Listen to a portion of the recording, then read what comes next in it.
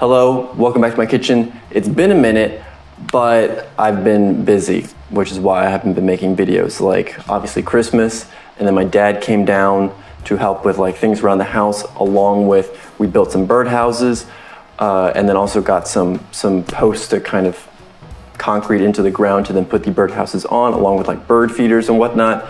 The birds are loving it. I didn't realize that a like real estate battle would break out, but some bluebirds were like fighting over a particular one, which I never really had bluebirds visit my yard before. So then I had to look into what do bluebirds eat. Turns out, I mean, it's a number of things, but they really like mealworms, which I've never bought those before. I've seen them in the kind of bird food aisle. So I got some of that, put that out for them. They've been loving it. Also, a bunch of robins have shown up to my yard.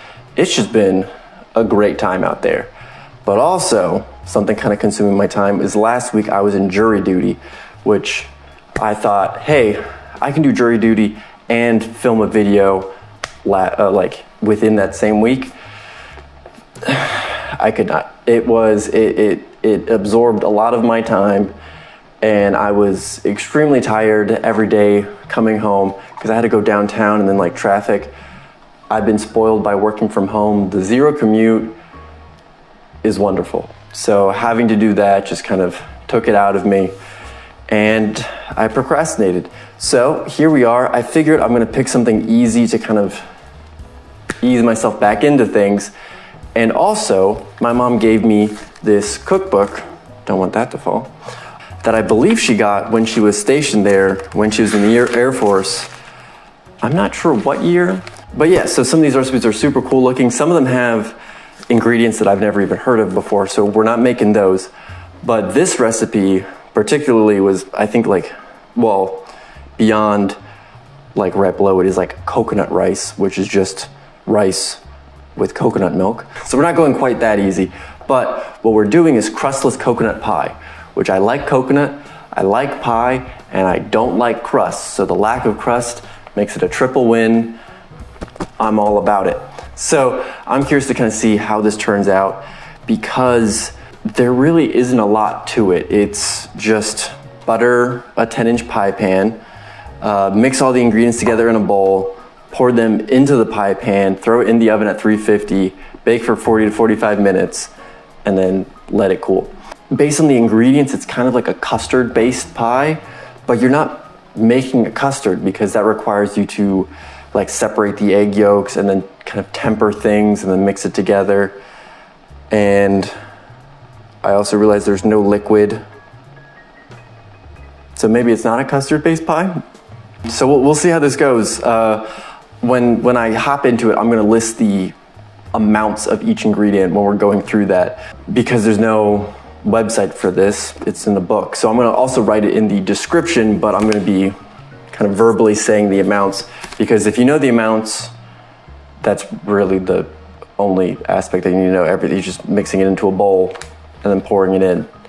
Not too complicated. So I'm excited, I hope you're excited. I hope this is tasty. Without the liquid, I am now very curious how this is gonna go, because I was kind of mixing it up with, right next to it on the other side of the page is like a more legit coconut pie with like a crust and stuff like that. And that has like, it just says Carnation's milk, but it's like the sweetened condensed milk, 4 cups of water and things like that. Ooh, and it has rum in it. We might need to try that at some point. So yeah, I'm kind of curious now what this is gonna turn out without the liquid. I could have sworn that there was water in here, but there is not. So I'm now even more curious to see how this goes. And yeah, let's hop into it. We're just going to dump all the ingredients into the bowl, and then we're effectively done. So we have a ton of sugar. This is a like 1 3/4 cup of sugar. Gonna put that in there. A little discard pile over there. 1/2 cup of flour. Obviously for me, it's gluten-free flour. I assume that I can just sub this out. It didn't really, I don't know. We'll find out if this is a horrible mistake or not, but bottoms up. Just a little pinch of salt. Beautiful. 1.5 cups of shredded coconut. It doesn't say sweetened or unsweetened, but with all of that sugar going in there, I figured unsweetened. So I have a cup and a half of unsweetened coconut flakes, shredded coconut. That's how you describe this. Now 4 eggs, which I probably should have cracked these off screen, but we're gonna use that for shells.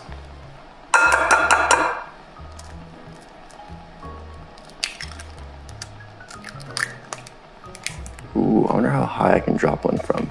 Cut to me making a mess everywhere.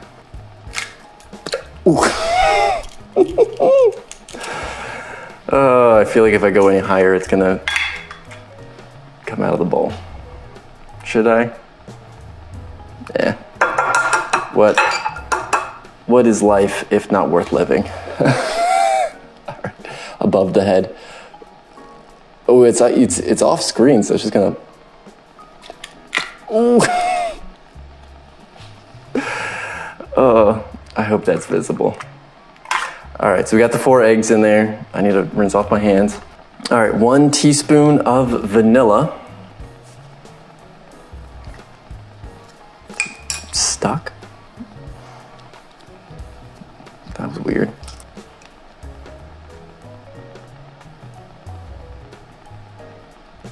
Quarter cup of melted butter. Ooh, I can probably use the remainder of that to butter the dish. All right, so now we just need to mix it all up, and then we're effectively done. Ooh. Okay, whisk might not have been the best of choices. Let's pivot to a spatula. I picked the whisk when I thought this was gonna be more liquidy, so let's try a spatula and just kind of fold it all together and give it like little stirs here and there. Yeah, I'm very curious what this is going to turn into. I think that's all mixed up. Cool. It's fairly liquidy, so a little less worried now. All right, so now we got to butter the dish.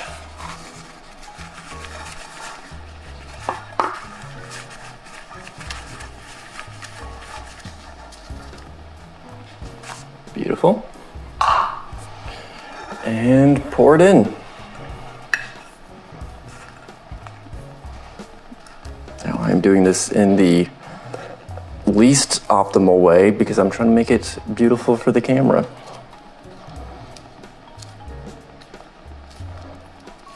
All right, here we have it.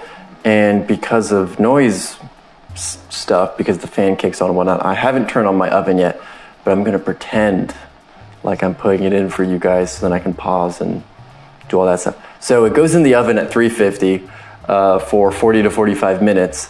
So let's, pantomime that right now. Ooh, it's so hot coming out of here. Don't want to burn off my eyebrows. All right, let's set that for 45 minutes. There we go. And hit start. I set it for 5 hours and 87 minutes. All right, so I need to go turn on my oven and actually set that for the correct amount of time, but you've effectively seen how to make it. We're going to kind of do a cut here and then jump to after it's cooled. So see you in probably like an hour and 15. We'll see how that goes. All right, catch you on the flip side. All right, so here we have it. It smells fantastic. I scooped out a little bit. It doesn't really hold together all that great. Maybe it needed to be baked a little bit longer to hold it a bit more, but the top kind of had a pretty decent golden brown to it. So I figured it was done, and let's give it a taste and see how it stacks up. I mean, very tasty. It's not gonna knock the socks off of anybody presentation-wise or taste-wise, but it's definitely good and super easy and quick to kind of throw together. I mean, quick in the sense of the amount of effort it takes.